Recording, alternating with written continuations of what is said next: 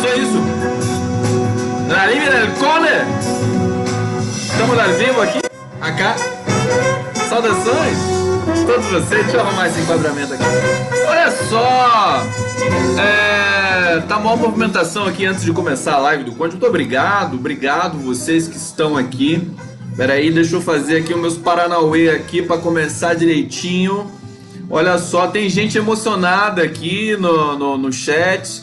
Deixa eu dar uma explorada no chat hoje, antes de começar, porque vocês são muito queridos, né? E eu amo vocês sabem disso, né?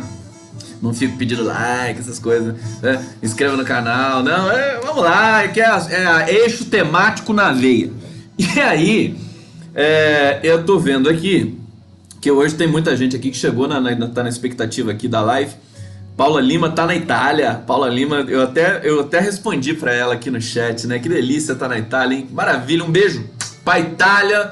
Quem tiver mais aí no mundo todo vendo a live do Conde, beijos efusivos, molhados pra vocês, né? Eu tô atrevido hoje, né? Então uma coisa meio assim, né? Porque, enfim, tá intenso o negócio, né? O campo no Brasil não é mole, cara. Não é mole, não. Porque você tem a política atrasada de direita, de extrema direita, que fecha o cerco de um lado, você tem a imprensa corporativa que fecha o cerco de outro lado, e aí você tem empresários, quer dizer, que estão por aí mamando, né, na riqueza do Brasil, né, que é pública, que é nossa, que é do país todo, que tem de ser dividida, né? Não é justo que a gente divida a riqueza do país? Eu acho isso básico. Eu não sei como as pessoas não entendem ainda. Deixa eu falar uma coisa pra vocês antes. Quando eu vejo, a gente assiste... Enfim, eu gosto do cinema americano, já falei. Inclusive, muita gente curtiu o que eu falei aqui do cinema. Quando eu comentei o filme da Petra Costa, o Democracia em Vertigem. Muita gente curtiu as referências cinematográficas. Eu fazia isso... quando eu comecei a fazer a live, eu fazia muito isso.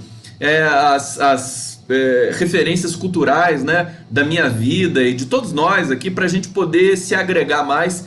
E aí realmente eu mergulhei muito só na política e vou retomar porque pra mim é importante. Tem gente que pergunta aí que livro você recomenda. Eu quero ler um livro enquanto não chega um novo vazamento do Intercept, né? Então recomendo um livro pra gente. Recomendo. Vou começar a fazer mais isso. Teve uma colega muito simpática que falou assim, coloca um banner, um link, né, para indicações culturais. Eu posso fazer isso na comunidade, né, do YouTube e no meu Facebook. O meu Facebook é o caos do Jorge Maltner, né? Conhecem o Jorge? Aí, mais uma referência, Jorge Maltner. O Jorge Maltner tem a teoria do caos que ele usa, culturalmente, ele coenuncia a teoria do caos. O cara é um brilhante intelectual, Jorge Maltner. Eu não me lembro mais do Jorge Maltner. Tá tudo bem com o Jorge Maltner. Faz tempo que eu não ouço falar nele. Agora me deu um branco. Se alguém souber como que tá o Jorge Maltner, por onde ele anda, me diga aqui na live, por favor. Eu toquei muita canção do Jorge Maltner. Eu já toquei na live o Maracatu Atômico, que é dele, do Nelson Jacobina. Eu acho que o Nelson Jacobina morreu. E o Maltner deve estar aí com tudo. O cara é um Highlander. Bom, só para recontextualizar isso, a Elite do Atraso, o grande livro, né? Vocês são maravilhosos, né? Vocês citam as referências aí, um vai na do outro, o outro vai na do um, e a coisa acontece. Mas eu estava falando das referências do cinema, sim, para dizer da complexidade que é o Brasil, né? E que esse filme da Petra Costa, veja, tem várias cifras antipetistas nesse filme. O antipetismo está também incrustado, agora acertei, incrustado na cultura brasileira, assim como o petismo, e ele faz parte. O antipetismo, tem uma regra que todo publicitário, todo marqueteiro, que é essa coisa meio antiga, já que é obsoleta, que é o marqueteiro, as pessoas que lidam com comunicação sabem, e com pesquisa política, né? Os diretores de Instituto de Pesquisa no Brasil, o Marcos Coimbra, o Paulino Datafolha, o Montenegro é mais chatão, assim, ele não se expõe muito, mas o Mauro Paulino é um cara que eu respeito muito, e o Marcos Coimbra não precisa nem dizer, porque ele é um amigo querido, né? E o que eles dizem? O que eles fazem? Qual é a premissa básica? Quem não tem rejeição não se elege em cargos majoritários assim amplos, né? Como a presidência da República e em muitos estados brasileiros. A rejeição, ela é também um índice de que aquele candidato é conhecido. Esse é um dado muito importante. Então é interessante ter rejeição. É claro que ela não pode extrapolar, que foi o que aconteceu com o Bolsonaro, né? Ele tinha uma rejeição muito alta que ela foi combatida, minimizada com a facada, né? A facada foi na rejeição do Bolsonaro e foi graças a essa facada. Não estou aqui contestando se a lâmina entrou ou não entrou, se foi ponto, se foi câncer, não estou falando nada disso. Estou falando que o que se fez com a facada possibilitou esse declínio da rejeição do Bolsonaro, porque ele foi vitimizado, né? Então veja, a imprensa brasileira, o eixo de comunicação brasileiro, desde sempre operou em concomitância, né, de parceria com as elites brasileiras. É por isso que tudo é tão atrasado e nós temos a pior elite do mundo. Eu estou dizendo o seguinte, né, eu estou defendendo uma tese praticamente sozinho, mas todos os fatos estão me dando razão. Depois, eu não vou falar aquela história eu avisei, não vou falar nada disso, prometo, né? Prometo que não vou. Mas, por exemplo, o Fernando Haddad escreveu na Folha de São Paulo dizendo que a grande imprensa não está respeitando o trabalho do The Intercept, com outras palavras. Ele disse que foi nessa linha mais ou menos. O Glenn Greenwald está reclamando, dia sim ou outro também, de que não tem a devida repercussão o trabalho dele aqui no Brasil. Não precisa explicar mais, não precisa desenhar mais. Nossa imprensa, ela é parte do processo apodrecido social, político brasileiro. É parte integrante. Os rumores são de que a Folha de São Paulo vai publicar amanhã, acho que na madrugada de hoje, evidentemente porque a edição sai antes, deve estar pronto já, se for verdade isso, vai publicar mais um lote das mensagens que estão em posse do The Intercept. Eu sou o São Tomé, pago para ver, quero ver, e vamos ver se a Folha de São Paulo e que viés ela vai dar. Amanhã talvez eu já possa dizer o seguinte, falar, olha, a Folha vai estar trazendo o Glenn Greenwald para uma armadilha ou não está trazendo para uma armadilha. Eu acho difícil a Folha não trazer o Glenn para uma armadilha. Eu acho que eu hoje falei muito do Glenn Greenwald no Bom Dia com o Leonardo Atush. Eu acho que eu admiro demais o Glenn Greenwald. Todo esse sentimento de proteção que eu manifesto aqui nas lives nesses últimos 3, 4 dias é porque eu respeito o Glenn. Não é porque eu enfim, tô com ciúme do Glenn, como um internauta falou hoje. Eu achei tão bonitinho. Eu falei, eu tenho ciúme do Glenn, sim. Eu tenho, porque ele é lindo. O Glenn, ele não é bonito, o Glenn Greenwald? Ele é bonito, ele fala bem inglês, ele é bem casado, tem filhos lindos, ele tem uma ONG para animais, protetora dos animais. Enfim, eu tenho inveja dele, ele é um cara maravilhoso. Eu não sou nada perto do Glenn Greenwald. Então, quando a gente gosta demais de uma pessoa, admira demais, tem um pouquinho de ciúme também. Então, tem um pouquinho de ciúme também. Mas eu fico preocupado, sinceramente, com os gestos que ele vai fazendo, conhecendo como eu conheço há tanto tempo. Ele veio para o Brasil em 2005, né? Em 2005 era o mensalão, né? A gente já estava calejado já, né? A gente foi espancado pela imprensa brasileira, toda a nossa história. Então, eu acho que ele não tem muito essa dimensão, embora o Intercept tenha muitos brasileiros ali que trabalham ali, pessoas muito jovens, o que é muito bom, né? Enfim, eu tô observando e tem gente que veio falar para mim assim, puxa, seja otimista hoje. Eu nunca vou perder nunca vou jogar a toalha, vocês sabem disso.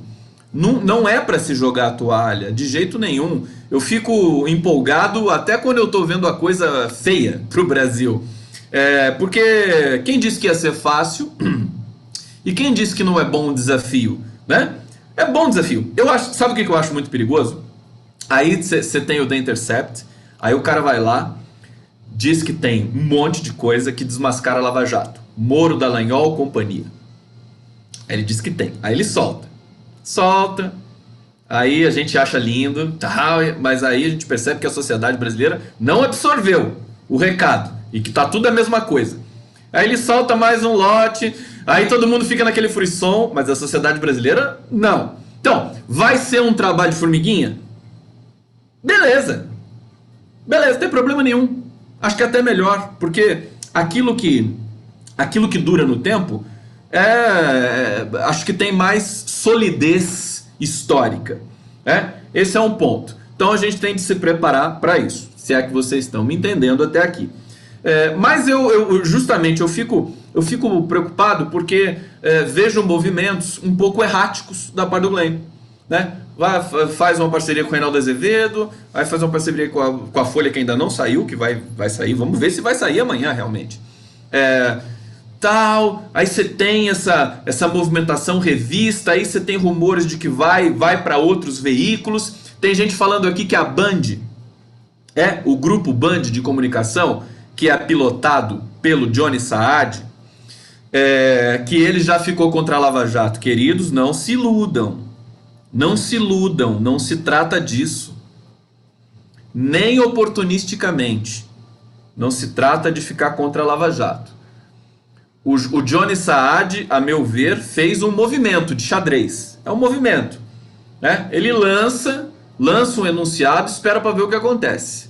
É isso que ele está fazendo nesse momento.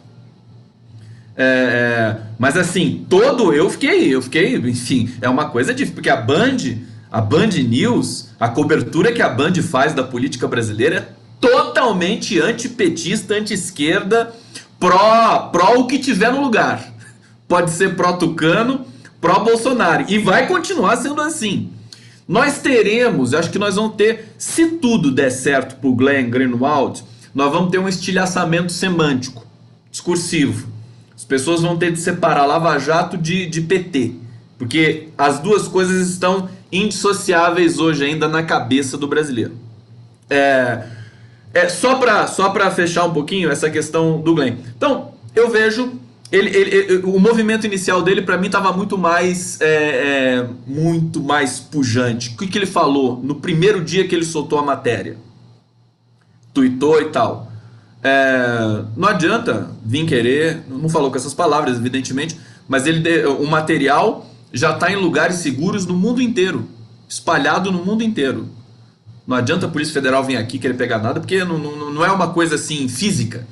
Essas informações sobre as mensagens trocadas por Moro e Dallagnol e companhia e Lava Jato, o submundo do Poder Judiciário brasileiro. Mas eu acho que tem uma coisa que supera tudo isso, e aí é aquela situação do imponderável, né?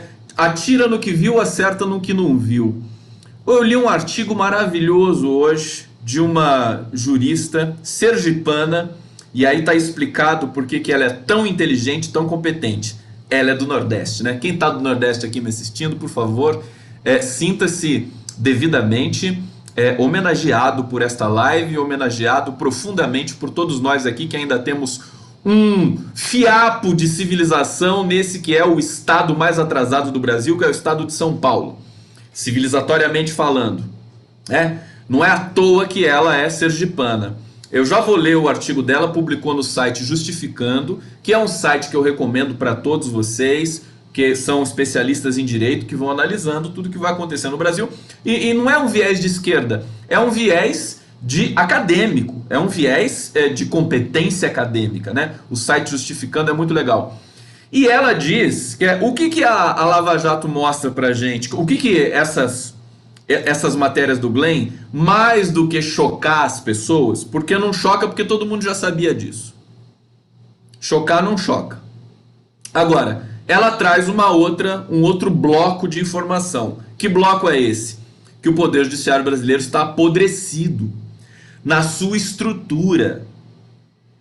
Eu vou começar já com ela. Antes, deixa eu ir pro chat, porque eu estava lendo aqui.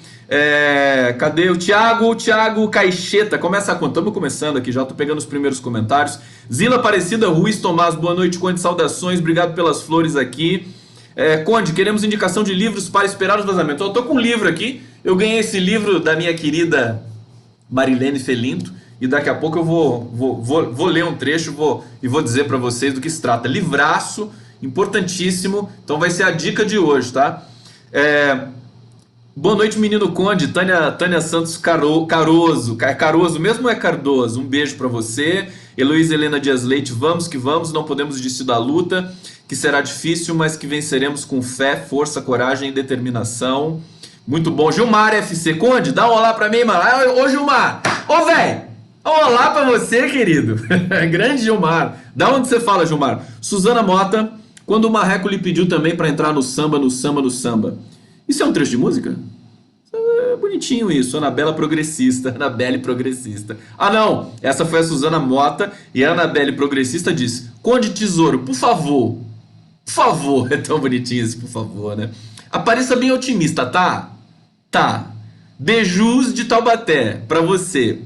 Beijos. Moro mentiu, Lula é livre. Que linda a mensagem da Anabelle Progressista.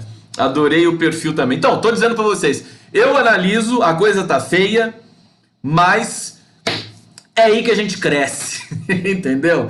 A coisa tá feia, mas a gente cresce também aí. Conde, dá um olá pra mim, já dei um olá pro Gilmar, Edivânia Ferreira, Paulo Lima, li um livro do Humberto Eco chamado Fascismo Eterno. Olha que lindo isso, que foi uma conferência que ele fez nos Estados Unidos e publicou em 1995. Paula Lima, você que tá na Itália, né?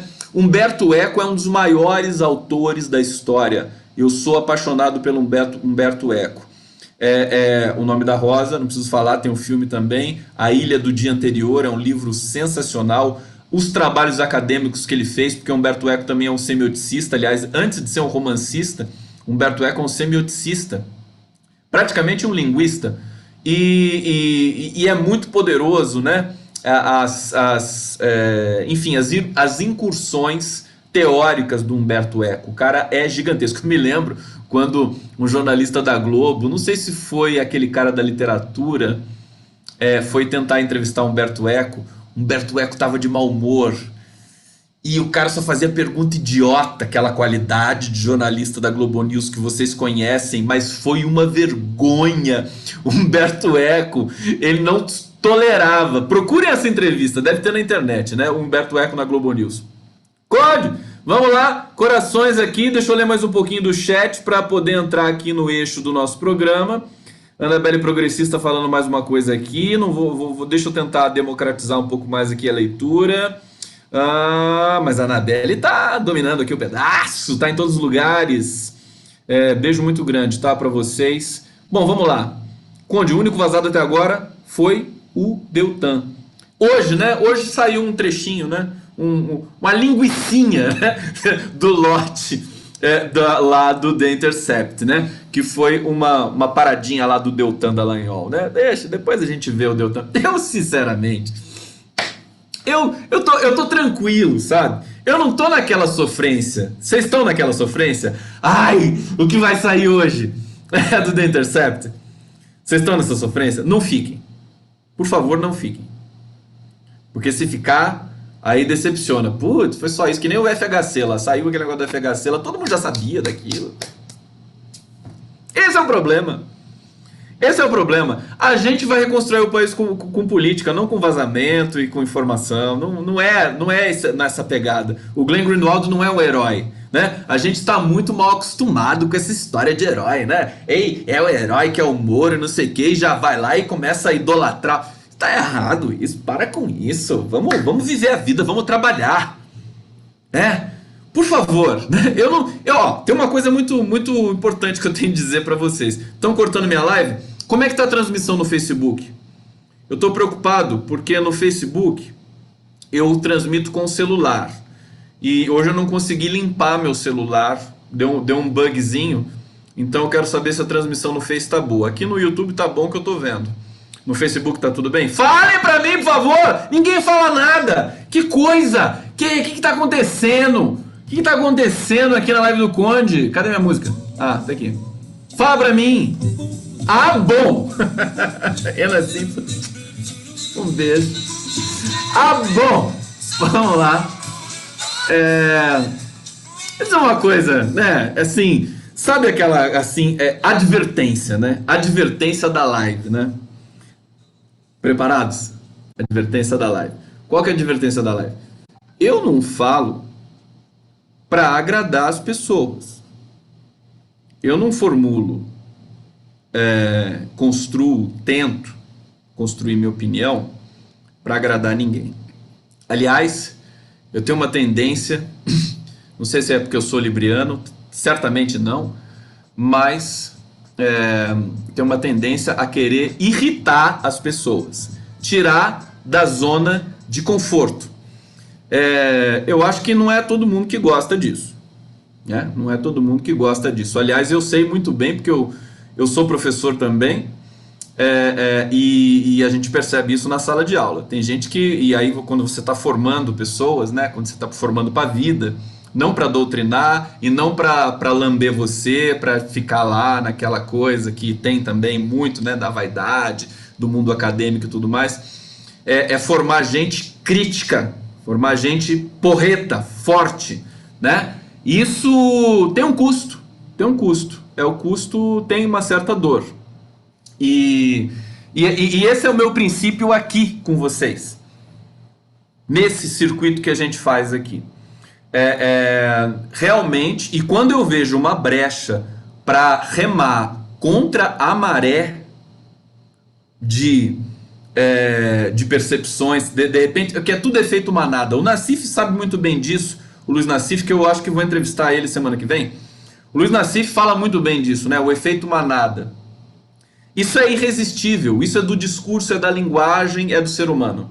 Você começa a ver uma coisa, você começa a se encantar e vai, e aí a coletividade, aí você tem movimentos perigosos que são linchamento, você tem movimentos bonitos que são, por exemplo, o movimento que o Lula conseguiu construir o amor coletivo no Brasil, né? As pessoas queriam se amar, queriam se solidarizar, ficaram felizes com o combate à pobreza.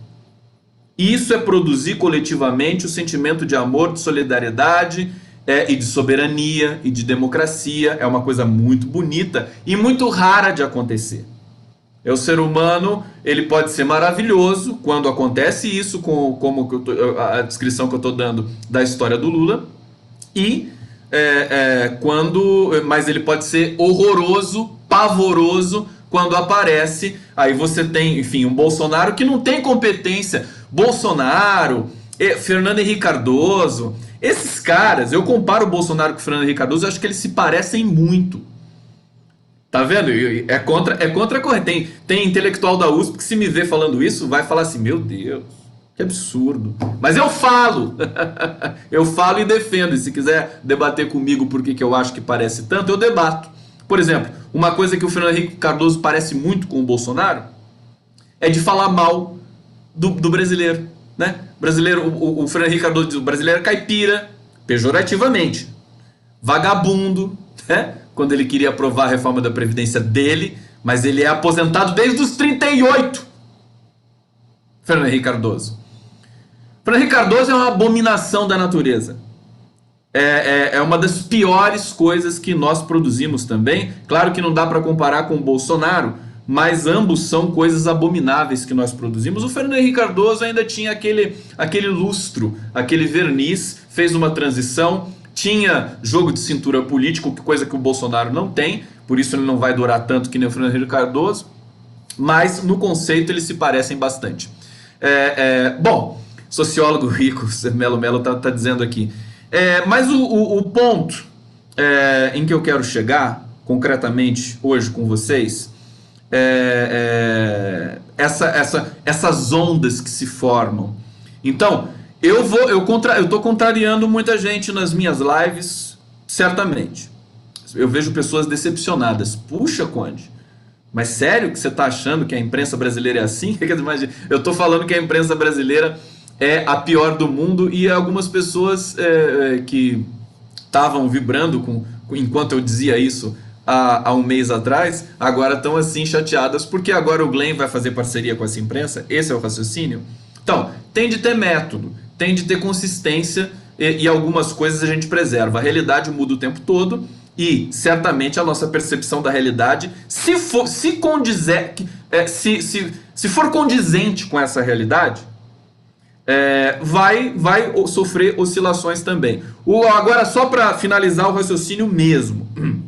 Então, eu acho, e isso a gente aprende na academia, é importante você produzir o dissenso, é importante você produzir um olhar crítico no momento em que está todo mundo encantado com alguma coisa, que é o caso, certamente, do campo progressista, que está encantado com essa possibilidade da Lava Jato ser desmascarada, né, para todos sempre, não sei o quê. Queridos, e aí eu venho com a vozinha do grilo falante irritante. Não é bem assim. Os fenômenos de linguagem são um pouco mais complexos do que simplesmente achar que um jornalista vai conseguir, né, mudar a história brasileira. Só ele, fazer isso sozinho. Porque, sinceramente, o Reinaldo Azevedo, por exemplo, a gente no 247, a gente repercute muito o Reinaldo Azevedo. Mas por que a gente repercute o Reinaldo Azevedo? Porque é pedagógico. Porque ele foi o antipetista mais truculento, violento, sem caráter que nós já tivemos. O cara publicou um livro para criticar o PT, mas assim, não uma crítica educada, construtiva, sólida, oriunda de um método de análise, não. Pura violência. Então, a gente... E agora, como ele mudou a sua orientação política, ele tá ali, né? Tá naquela, ele faz o programa da Band News, tá vendo? Eu acho que tem aquela coisa, né? Você liga os pontos, né? Reinaldo Azevedo, Band News, Folha, Glenn, né? A coisa começa a ficar um pouco estranha pro meu gosto. Eu não vou acreditar que essas pessoas são boazinhas agora. Você acha que eu vou cair nessa? Desculpa, não caio, tá certo? Então, a gente publica o Reinaldo Azevedo, ele escreve relativamente bem, eu não acho que ele escreva bem, ele escreve relativamente bem. E ele produz, é um cara que trabalha bastante, só que ele não vai me enganar, entendeu? Ele tá falando assim, a condenação do Lula é uma mentira. Beleza, mas e o que você fez contra o Lula antes? Você não acha que... Se eu entrevistasse o Reinaldo Azevedo um dia, eu ia perguntar pra ele, você não acha que você é responsável por essa condenação do Lula criminosa que você hoje critica? Aí eu quero ver o Reinaldo Azevedo fazer uma autocrítica pra mim. Quando ele fizer uma autocrítica, aí a gente começa a conversar. Tudo bem? Bom... então, a gente vê esses movimentos e sabe como é que é. Nós conhecemos o Brasil, pelo menos um pouco. Pelo menos a gente tenta conhecer um pouco o Brasil. E aí eu vejo o Glenn sendo atraído por uma armadilha. Tá certo? Espero que não. Sinceramente, espero profundamente que não. Espero realmente estar errado, completamente equivocado nesse sentido. Mas eu tô vendo sinais, quer dizer, o próprio Glenn, ele tá estupefato com o fato concreto de que as matérias que ele fez até agora não derrubaram o ministro, derrubariam em qualquer lugar do mundo.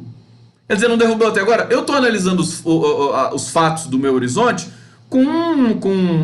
enfim, percepção empírica das coisas. Né? E aí o que acontece? E aí o Conde fica chato, o Conde parece que fica estranho, parece que ele trocou de lado. Não, esses são os fenômenos do sentido. Eu tô alertando pra gente não depositar todas as nossas fichas numa reportagem jornalística. Não é assim que a gente constrói um país, com reportagem jornalística. Isso é uma coisa que já deu o que tinha que dar. Isso não vai resolver o problema do Brasil. O Brasil tem urgência. E a gente vê uma matéria ainda cadenciada, lentamente e tal, vai dando uma certa ansiedade somada a pânico. Bom, mas isso eu acho que é natural. E é por isso que eu estou dizendo para vocês, eu não fico me matando na sofrência, querendo saber o que vai acontecer na cena, na próxima reportagem do The Intercept. A gente já sabe, a gente vai ver o Moro falando com o Dallagnol de novo, mexendo na audiência em que a defesa do Lula vai trabalhar. cercando por todos os lados. Todo mundo já sabe disso. Claro que com prova é diferente, mas o Brasil, queridos, o Brasil ele está imerso num processo absolutamente irracional, insano de codificação da realidade. Não é uma matéria, um vazamento, um Telegram que vai mudar isso no Brasil. Nós estamos vendo isso a olho nu. A Rede Globo quase que criminalizando o Glenn Greenwald. Então, assim, aí vocês querem uma mensagem de esperança no meio de tudo isso? Então, primeira coisa, não, assim, sabe que a minha avó costumava falar o seguinte assim pra mim, né? Posso falar pra vocês, né? A reportagem da minha avó. Minha querida avó, Zilá, né? Minha avó falava assim: não ponha todos os ovos na mesma cesta. Então, tô dando um conselho pra vocês assim: não ponha todos os ovos na mesma cesta. Afinal de contas, você não é uma galinha. Quem bota ovo é galinha. Quem põe ovo é galinha. Então, não bote todos os ovos na mesma cesta. Coloca um pouquinho numa cesta, um pouquinho noutra cesta. Tô brincando, né? Você sabe o que significa o provérbio, né? O ditado e tudo mais. Então, esse é o ponto. Eu não vou ficar... A gente tem essa tendência. Nossa, Glenn, o cara põe o Glenn na camisa do Flamengo, né? Põe na bandeira do Flamengo, põe a foto de perfil. É até divertido. Mas, do ponto de vista da eficácia política, tem minhas dúvidas. E aí, qual que é o processo? Bom, nós precisamos da mobilização popular. Construir o momento. O Lula foi especialista em construir momentos. Nós vemos isso no filme da Petra Costa. Democracia em Vertigem. Vou falar um pouquinho do filme da Petra hoje de novo. Tem uma cena do filme que me encanta demais, tá? Que é quando o Lula está em Brasília. É complicado de entender, Lorena Figueiredo. É complicado. Então, eu não ofereço simplificações, facilitações. Eu não gosto de fazer isso. Não é para você sair assim, enfim, sabe? Assiste uma live e tá tudo bem, e vamos lá, e vamos ver outro hangout, e fica naquela... Não, vamos se informar, vamos ler as coisas, vamos ler com cuidado as matérias que forem saindo, mas vamos ler os livros também, né? Vamos fazer o processo natural da história. Processo natural. Depositar toda a esperança no Glenn Greenwald, eu acho que é muito arriscado. Acho que não é isso. Acho que o Brasil precisa do Lula. É o Lula que resolve isso tudo. Tá? Eu não vou ficar tão intermitente nesse discurso. Eu quero dizer de uma cena do Lula muito que me emocionou e me impressionou muito no filme da Democracia em Vertigem, que é quando ele está em Brasília pela primeira vez. Ele está lá com uma camisa toda bonita, de botão, tal, toda estampada. Não é estampada, é toda trabalhada. Linda a camisa dele. Tem uma foto. Tem foto que tá por aí. Dessa cena. Tá com 33 anos. E ele tá em Brasília. Ele tá com sangue no zóio. Eu não sei se é 33, não sei se é exatamente isso. Tá com sangue no zóio. Mas ele tá de uma serenidade do papel histórico que ele tem. O Lula tem essa coisa. O caráter que vem da dona Lindu, somado à dor que ele teve com a perda da mulher, a primeira mulher dele no parto, e do primeiro filho, em 71, se não me engano. Essa biografia, o fato dele ter passado fome, dele ter vindo de pau de arara, tudo isso, né, construiu um cara que não tinha medo de nada. Tem um trecho do filme do Woody Allen, como é que é o nome do filme? Meia-Noite em Paris, que é um filme muito bacana. Tem uma hora que aparece o Ernest Hemingway, que era um escritor americano com uma inclinação à violência, uma inclinação à virilidade. Muito interessante o Hemingway, a literatura dele. Mas tem uma hora que ele diz isso para um cara que está tentando ser escritor, que é o Gil Pender, né, no filme. E ele diz assim: se você tiver medo da morte, você não escreve. Eu achei tão forte aquilo. E aquilo pode ser aplicado à vida. Então, se você tiver medo de morrer, você não vive. Você não protagoniza os processos históricos. O Lula nunca teve um pingo de medo. Se ele tivesse medo, jamais ele teria feito as greves do ABC em plena ditadura militar, mobilizar milhões de trabalhadores, não só no ABC, mas no Brasil inteiro, e inspirar gente no Brasil inteiro, e fundar um partido de orientação trabalhista de esquerda, com igreja, com setores da Igreja Católica, setores da comunidades eclesiais de base, com intelectuais. O que caiu, Gisélia Brito? Tá tudo bem aqui no Facebook? Veja, como é que um cara faz isso em plena ditadura militar, se ele tiver medo de morrer? Não tinha um pingo de medo de morrer. Isso é filosófico. Isso não é simplesmente uma questão de autodefesa pessoal biológica. É o medo de morrer historicamente, o medo de morrer filosofica, existencialmente, é uma coisa mais profunda. O Lula não tem. É por isso que ele está emparedando todo mundo. Quer dizer, cadê esse discurso? Teme, meu filho, a Nádia Almeida está falando aqui, que é a grande frase, né? Essa frase é para você colocar num quadro, né? Teima, né? E o Lula, quando ele fala teima, a palavra teima, né? O verbo conjugado tem um poder imenso, né? Esse processo pelo qual o Brasil está passando exige muito ímpeto, né? Exige que você, nessa coisa de ficar na torcida, que é a coisa do vazamento e tudo mais, isso tudo é paralisante. Isso tudo não faz a minha cabeça. E até porque a gente percebe que o Poder Judiciário brasileiro não quer saber disso. Eu vou ler aqui um trechinho do artigo dessa jurista, que ela é muito legal. Deixa eu pegar o nome dela. Ana Carolina Santana, tá? Eu vou pegar aqui Ana Carolina Santana, graduada em Direito pela Universidade Federal do Sergipe, 2012. Mestranda em Direito pela Universidade Federal do Sergipe. Beijo pra Sergipe. Professora convidada da pós-graduação da Faculdade de Integração do Sertão. Olha que lindo. O Lula tem que ler esse artigo da Ana Carolina, né? Juíza de Direito do TJPE, de Pernambuco, né? Associada ao IBCC CRIM. Então, olha só. Olha o que ela diz aqui. Em primeiro lugar, qual que é a reflexão central dela? É que ficou muito mais difícil conversar com o juiz depois da matéria do Glenn Greenwald. Por isso que eu acho que a matéria do Glenn, ela atira no que viu e vai acertar no que não viu. Talvez não aconteça nada com o Moro, com o Dallagnol. Mas depois é mais estrutural, né? Depois desse conjunto de mensagens trocadas entre juiz e Ministério Público, o direito no Brasil pode nunca mais ser o mesmo, né? Porque está se abrindo as vísceras do nosso Poder Judiciário, que talvez seja o elemento, junto com a Rede Globo, mais cancerígeno da sociedade brasileira. Nós sabemos disso, nós sabemos o que é o sistema carcerário brasileiro, preto e pobre nas cadeias, 700 mil pessoas na cadeia. Quem é responsável por esse sistema carcerário? Poder Judiciário.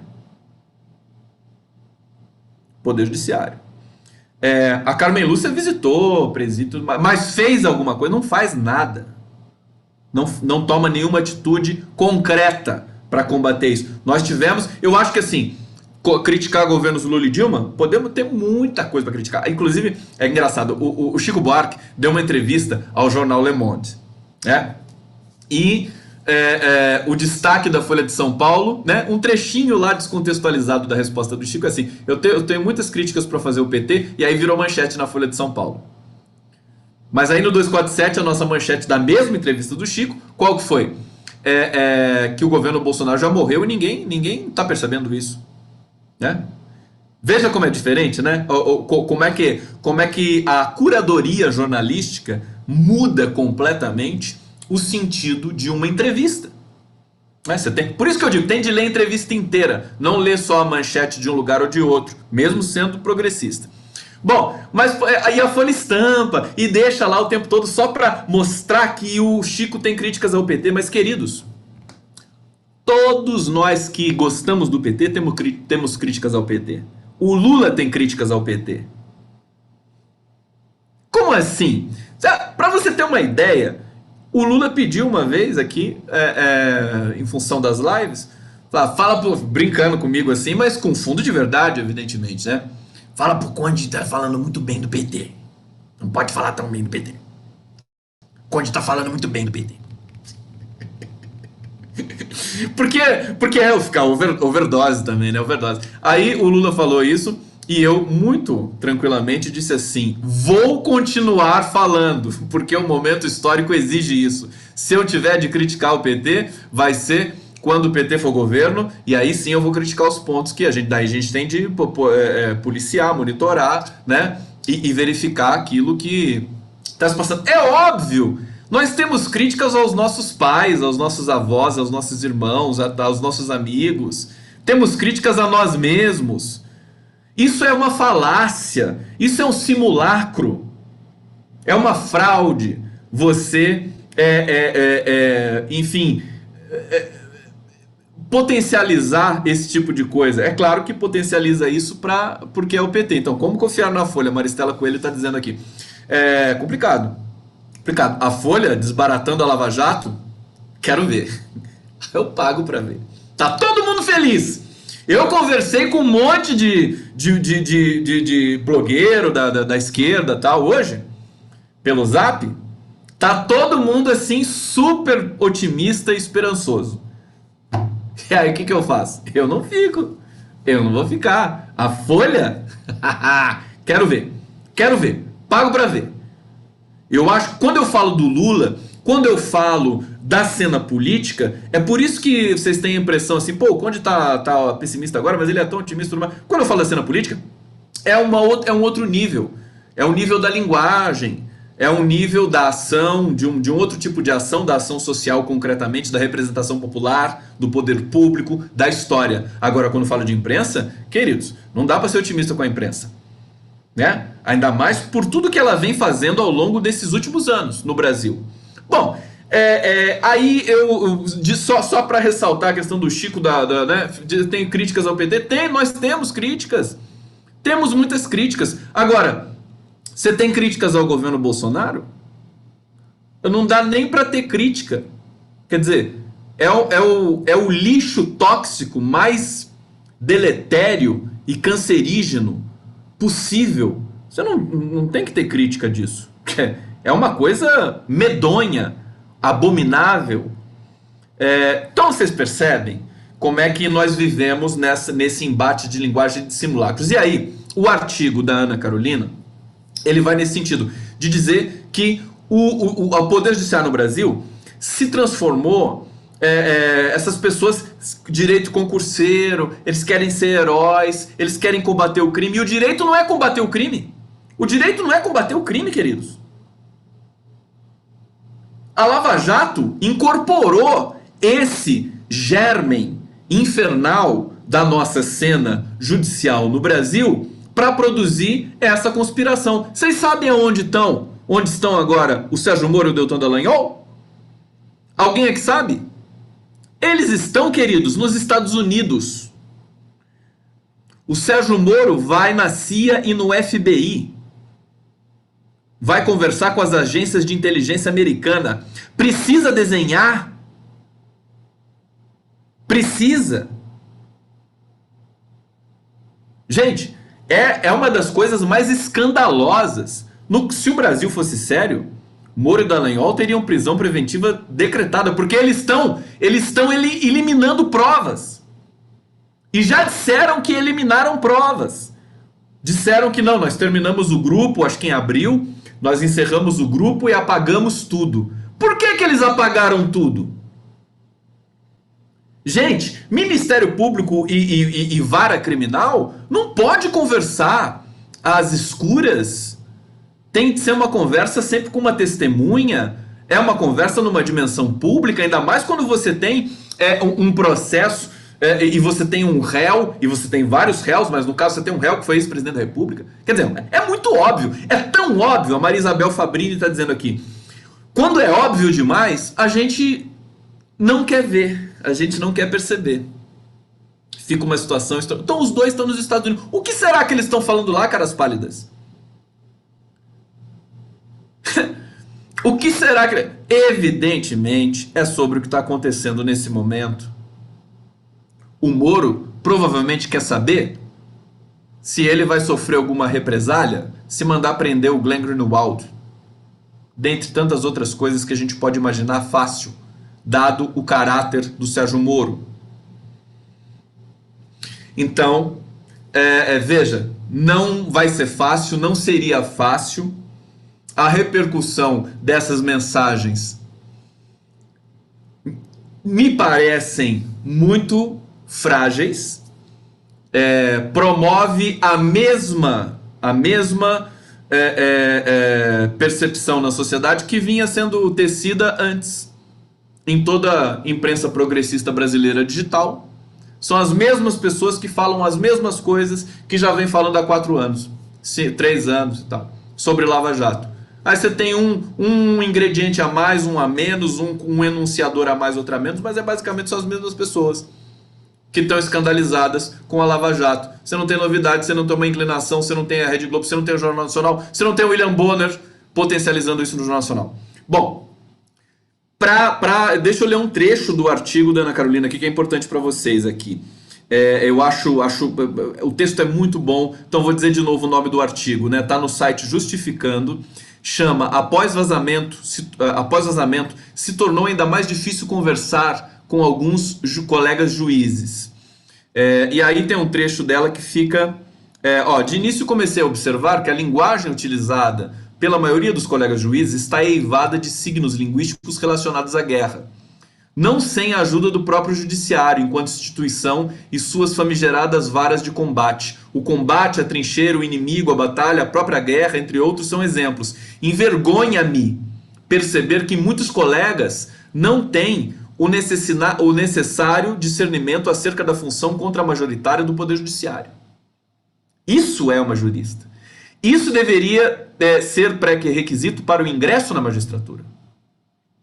Não são poucos os que colocam como combatentes da criminalidade, legitimando o crescimento do Estado policialesco. Afinal de contas, em uma guerra, o inimigo deve perder. Veja o que é a Lava Jato. Então, por isso o título da minha live hoje. A Lava Jato é o fascismo.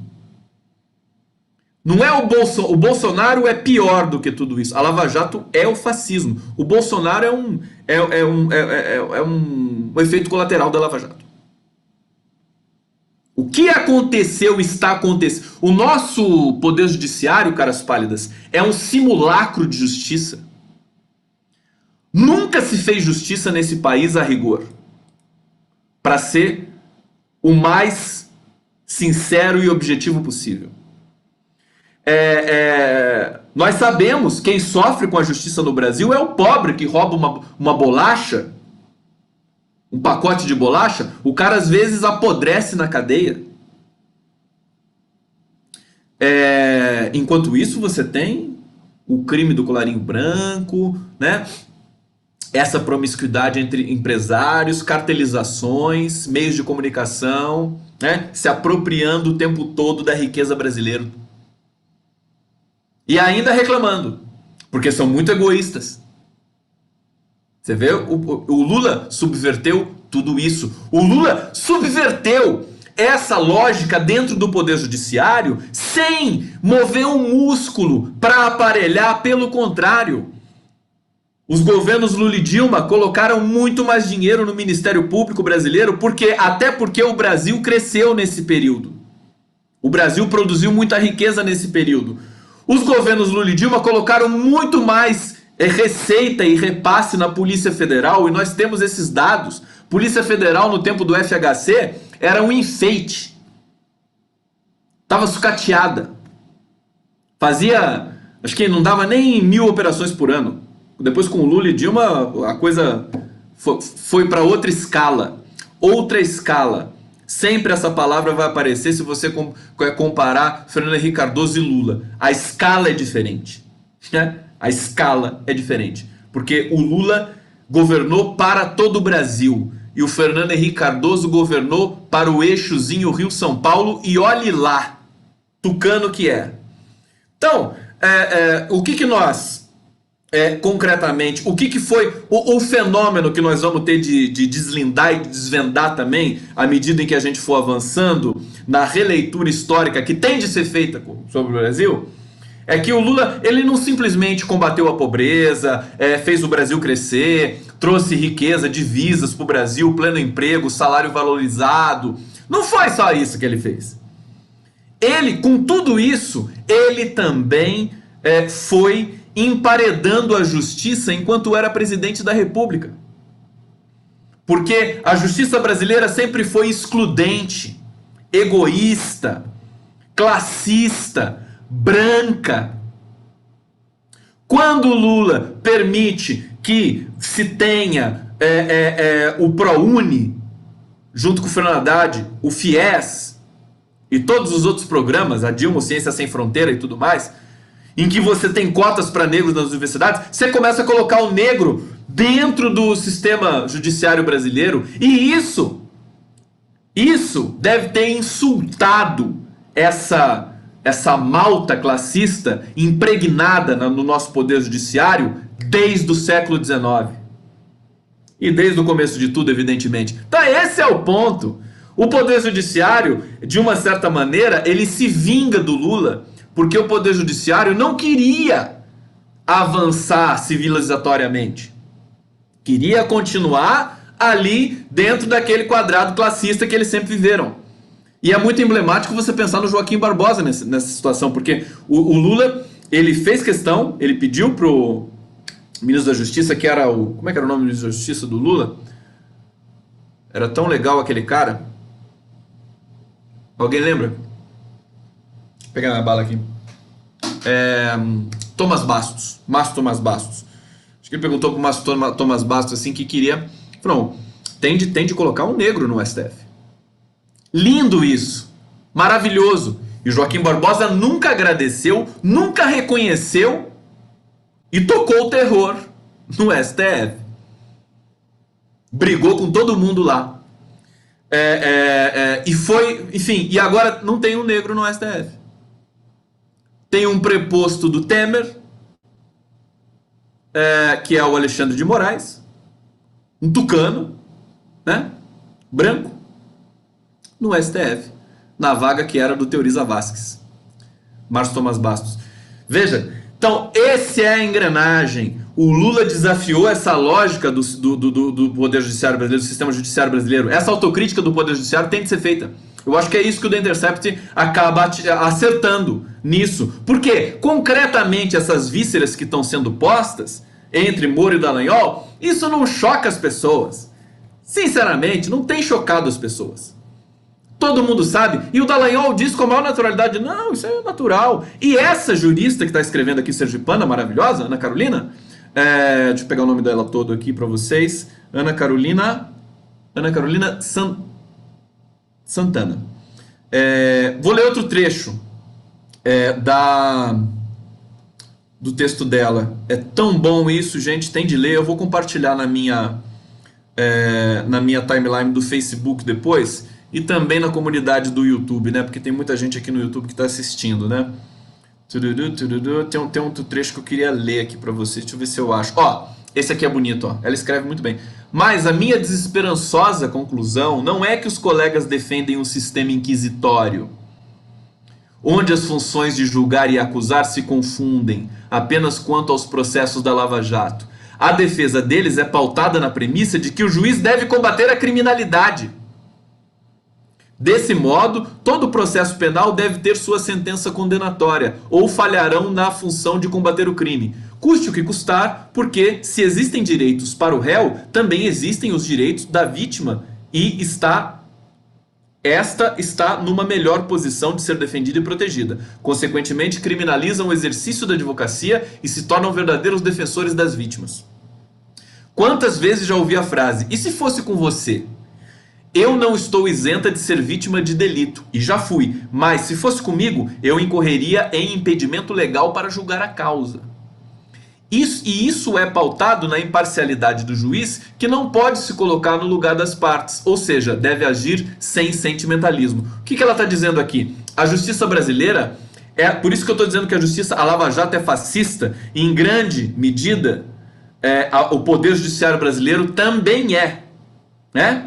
Com todos os avanços que teve por aí, com tanta gente competente que tem por aí, porque eu conheço gente muito competente no Ministério Público, Mas vocês entendem o que eu estou dizendo, inclusive essas pessoas competentes do Ministério Público também entendem que tem de fazer essa autocrítica dentro do Poder Judiciário. Ora, o que é o fascismo da Lava Jato e do Poder Judiciário brasileiro? Ele se tornou um simulacro de justiça e que produz e se guia através de delimitações morais, de ordem moral. Não é de ordem técnica da magistratura, do direito, enfim, concebido como um campo de conhecimento. É algo, nós estamos justamente, tomara que essa matéria do The Intercept sirva para que a gente possa produzir uma reforma do sistema judiciário. O Brasil precisa de uma reforma grande, ampla do sistema judiciário, mais do que regulamentação da mídia. Mais do que regulamentação da mídia, porque a Cristina Kirchner fez a regulamentação da mídia lá na Argentina, e o que aconteceu? Depois que o Maurício Macri venceu uma eleição, ele desfez completamente. E aí, ia adiantar o Lula ter feito regulamentação da mídia, cara pálida? Ele teria feito e eles teriam desfeito imediatamente. Michel Temer já teria desfeito antes de desfazer a nossa CLT. Elemento básico de predomínio da nossa classe, da nossa elite aqui no Brasil para perpetuar isso. Acabou não dando tempo de eu falar do livro da Marilene Felinto, que ela me mandou com muito carinho e eu agradeço demais. Mas eu falo amanhã. Amanhã nós vamos estar juntos aqui. Amanhã provavelmente com notícias bombásticas. Vamos ver se vai ser bombástico ou não. Eu tô pagando para ver. Mas eu falo amanhã porque senão não vai dar tempo hoje. E eu vou tocar uma musiquinha pra vocês, né? Tá na hora da música. Vamos tocar a música? Tudo bem? Vamos lá? Peraí. Aumenta o som. Aumenta o som, pode. Aumenta o som. Vamos lá.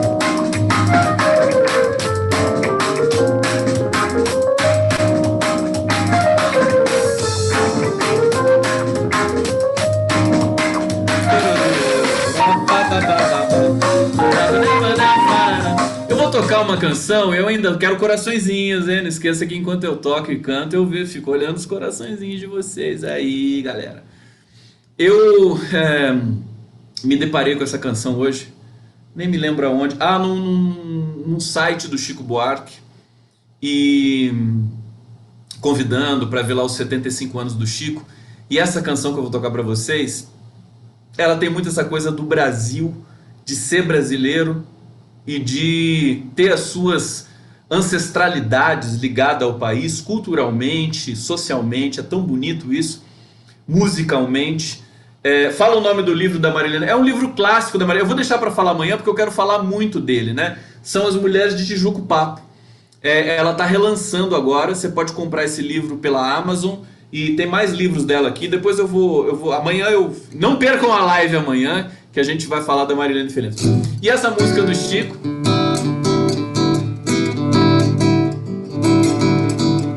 ela tem essa... Vamos lá.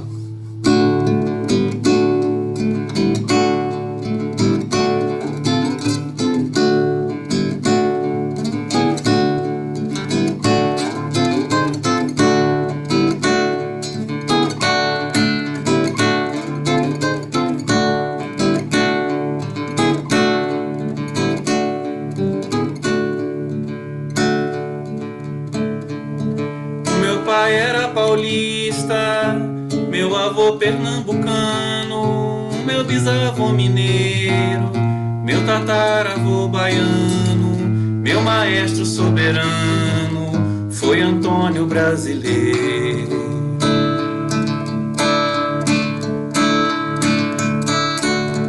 Foi Antônio Brasileiro que soprou esta toada que cobri de redondilhas pra seguir minha invernada e com a vista enevoada ver o inferno em maravilhas.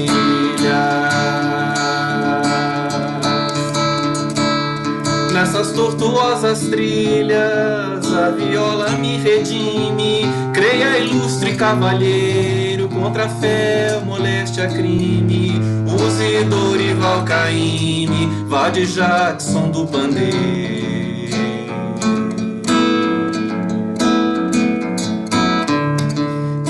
frades vi dinheiro, bandoleiros vi hospícios, moças feito passarinhos, avoando de edifícios, Fumiari, Cheire, Vinícius, beba Nelson, cavaquinho.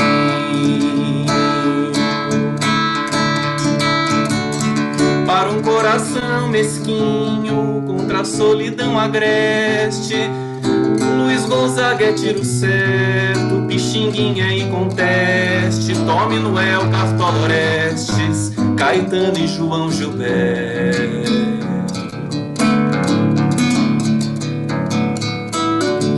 Erasmo bem Roberto, Gil Herberto, palmas para todos os instrumentistas, salve Edu, Bitucanara, Gal, Betânia, Rita Clara, Evoé, jovens à vista.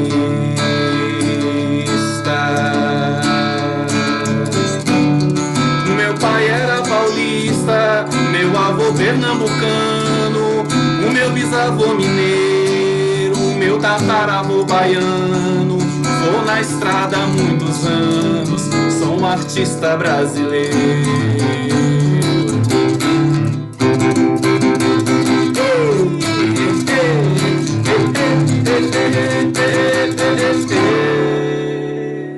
Essa foi para todos do Chico Buarque, muito obrigado, um beijo muito grande para vocês, obrigado pelos coraçõezinhos, obrigado pela atenção aqui na live do Conde. Amanhã a gente vai estar de volta, amanhã eu falo do livro da Marilene Felinto e vamos falar de muitas outras coisas mais de Brasil. Um beijo muito grande e até a próxima live do Conde. Valeu, queridos.